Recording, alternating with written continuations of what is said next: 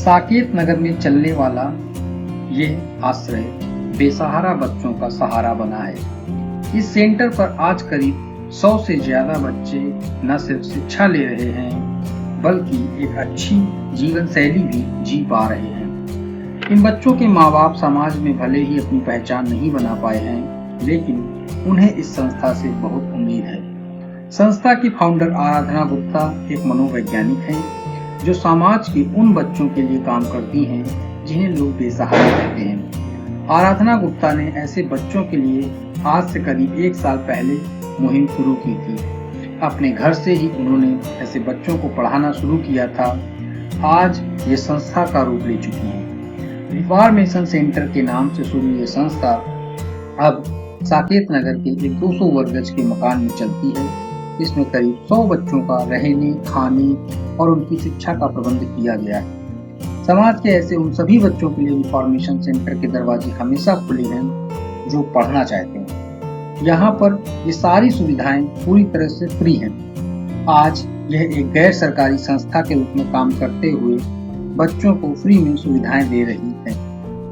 इस सेंटर का उद्देश्य है कि इस तरह के बच्चे अपने पैरों पर खड़े हो सकें। इसके लिए यहाँ पर बच्चों को न सिर्फ साक्षर किया जा रहा है बल्कि उनको व्यावसायिक शिक्षा भी दी जा रही है ताकि वो आगे जाकर इस शिक्षा से अपना जीविकोपार्जन भी कर सकें। पिछले 1 साल से संस्था पूरी तरह से अपने खर्चे से चल रही है। नमस्कार, मैं शिवांगी चंद्रवंशी। जैसा कि ये एक नेशनल न्यूट्रिशन मंथ चल रहा है, उसी दौरान हम एक ऐसी संस्था पे आए हैं जहां पर बच्चों के भोजन से लेकर उनके शिक्षा और उनके रहने की व्यवस्था की जाती है। ये संस्था मानसिक रूप से बीमार बच्चे और गरीब तबकों के बच्चों के लिए रहने, खाने और उनके शिक्षा की व्यवस्था करती है। आज हम इस संस्था से जानेंगे कि किस तरह से उन्होंने इस संस्था को स्टैब्लाइश किया और उन्होंने कहाँ से ये प्रेरणा ली और मतलब किस तरीके से वो बच्चों की मदद कर रहे हैं। जहाँ हम ये भी जानते हैं कि इस कोरोना काल में सभी प्राइमरी स्कूल बंद हो गए हैं, तो वो किस तरह से ये सराहनीय कदम को उन्होंने कैसे शुरू किया और बच्चों को सोशल डिस्टेंसिंग का पालन कराकर किस तरह से शिक्षा दी जा रही है। आइए आज हम बात करते हैं एनजीओ में। चलिए बंद करते हैं। चलो। आज हमारे साथ हैं रिफॉर्मेशन की संस्थापक डॉक्टर आराधना गुप्ता, जो कि एक मनोचिकित्सक भी है। मैम, आपने कब से रिफॉर्मेशन की स्थापना के लिए सोचा? क्योंकि इस कोरोना काल में कई प्राइमरी स्कूल और प्राइवेट स्कूल जहाँ बंद हो गए हैं, जैसे में आपने ये सोचा कि हम गरीब बच्चों और मानसिक रूप से बीमार बच्चों को पढ़ाएं और उनको फ्री में शिक्षा दें, फ्री में उनके खाने पीने की व्यवस्था करें। तो आपके मन में ये विचार कहाँ से है? जी, बहुत ही अच्छा प्रश्न है। रिफॉर्मेशन को चलाते हुए करीब 11 साल का एक लंबा समय हो चुका है, जिसमें शहर के विभिन्न हिस्सों से तकरीबन पूरे शहर के बच्चों को मैंने डील किया हुआ है। अब बहुत दिनों से एक ऐसा वर्ग हमारे पास आ रहा था जिनको चाह करके भी आप कहिए एक लंबा सपना सच हुआ, जो कोरोना काल हमारे लिए वरदान बनकर आया, क्योंकि मुझे इतना समय मिल पाया कि मैं उन चीज़ों पे वर्कआउट कर पाई जो बहुत ही सालों से सिर्फ चलती चली आ रही थी। क्योंकि किसी भी काम को शुरू करने के लिए एक अच्छी सी टीम का होना बहुत ज़रूरी है। मुझे बहुत अच्छे लोगों की टीम मिली जो मुझे बहुत सपोर्ट कर रहे हैं। बहुत अच्छे एक ऐसे लोग होने चाहिए जो सब पॉजिटिव थॉट के हों। और मैं यहाँ पर हूँ या ना हूँ, मेरी टीम इतनी स्ट्रॉन्ग है कि हम सब मिलकर के तकलीफ कर रहे हैं। यहाँ पर हमें जो मेन समस्या आपने प्रश्न किया कि शिक्षा इस समय देखा जाए तो स्कूल बंद है, बट जो वर्ग हमारे पास आ रहा है वो ऑनलाइन शिक्षा लेने के काबिल नहीं है। उनके पास में अगर 2 से 2 समय की रोटी ही हो जाती है तो बहुत बड़ी चीज़ होती है।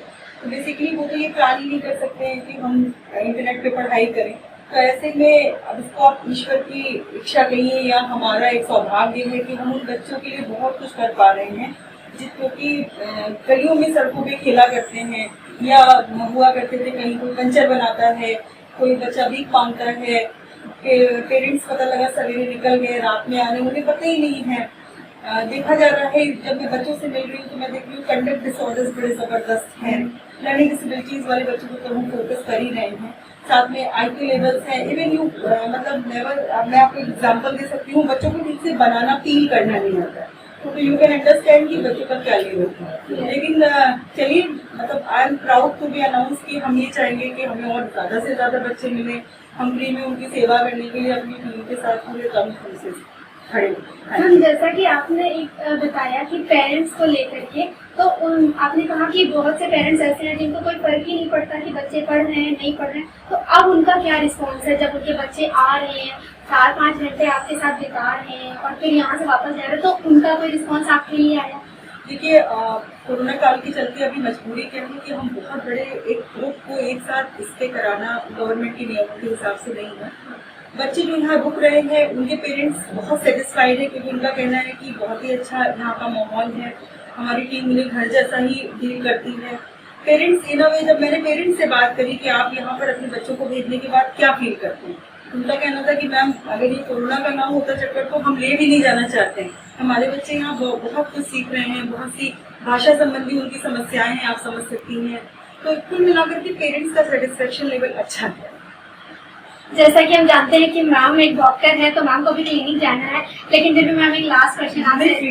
मैम, जैसे इस एनजीओ को अभी फिलहाल तो आपने शुरू किया, कोई बाहरी रूप से आपको कोई मदद दी जा रही है? देखिए, अभी तो हमारे पास कोई मदद नहीं है, बट जल्द ही गवर्नमेंट का हाथ हमारे ऊपर आएगा और हम अपने बच्चों को बहुत कुछ वो सब दे पाएंगे जो बड़े शहरों में बड़ी बड़ी एनजीओ काम करती हैं। और हमने तो ये संकल्प लेके रखा हुआ है कि जो एक एनजीओ शब्द आते ही लोगों के मन में आता है कि एनजीओ जो रनअप कर रहा है वो अपने फायदे के लिए कर रहा है। हम चाहते हैं हम इस मिथ को तोड़ें और शहर में एक ऐसा अपना स्थान बनाएं कि लोगों को लगे कि नहीं, इस जगह पर अगर हमने अपने बच्चे को भेजा है, यहाँ का हम हिस्सा है, तो ये गर्व की बात। तो हम आशा करते हैं कि मैम को अच्छे से अच्छी मदद मिले और मैम जितना सोच रही है उससे ज़्यादा बच्चों के लिए कर सकें। नमस्कार। और बच्चों को ना सिर्फ क्लास में पढ़ने के लिए बल्कि इस कोरोना काल में पूरी सोशल डिस्टेंसिंग का पालन कराते हुए मास्क लगाते हुए यहाँ मैम पढ़ा रही है। देखिए ये मैम है। तो मैम आप बच्चों को क्या पढ़ाती है? और सब्जेक्ट पढ़ाती है, तो बच्चों से कैसा रिस्पांस मिल रहा है आपको? बच्चे कैसे लगते हैं, मतलब आप पूरा होमवर्क आपका कंप्लीट करते हैं? हाँ बिल्कुल, बकायदा बहुत अच्छी तरीके से बातचीत और जैसा इनका रहन सहन है उस हिसाब से तो बहुत चेंज हो गया है। मैम आप कब से, मैम आप जब से ये एनजीओ स्टार्ट हुआ कब से पढ़ाते हैं? तो देखा आपने बच्चे किस तरीके से मैम की पूरी बात सुनते हैं और कितने अच्छे से एक प्राइमरी स्कूल के तरीके ये पूरा एनजीओ चल रहा है। यहाँ पर बच्चे आराम से पढ़ रहे हैं। बच्चों आपको कैसा लगता है यहाँ पढ़ने में? कभी आपको नहीं आती है?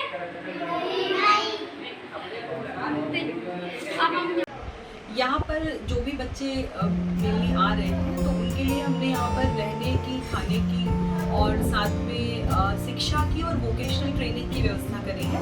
व्यावसायिक शिक्षा शुरू करने के पीछे मेरा एक मकसद ये था कि शहर में कई संस्थाएं हैं जो अनाथ आश्रम सॉर्ट ऑफ ये सब चीज़ें चला रही हैं, बट हम ये चाहते हैं कि ये बच्चे सिर्फ बेचारे बनकर ना रह जाएं। हम इनके साथ कुछ इस तरीके की इनके साथ में इस तरीके की रोजगार परक चीज़ें इनको सिखाएं कि कल को ये इंडिपेंडेंटली एटलीस्ट अपने लिए कुछ कर पाए और इनके पेरेंट्स को लगे कि हाँ, रिफॉर्मेशन के साथ जुड़ना हमारा कोई भी गलत निर्णय नहीं था कि हमारा बच्चा सिर्फ खा रहा है, खेल रहा है, पढ़ रहा है और सो रहा है। नहीं, वो सीख रहा है और अपने भविष्य को सुरक्षित करने की दिशा में अग्रसर है।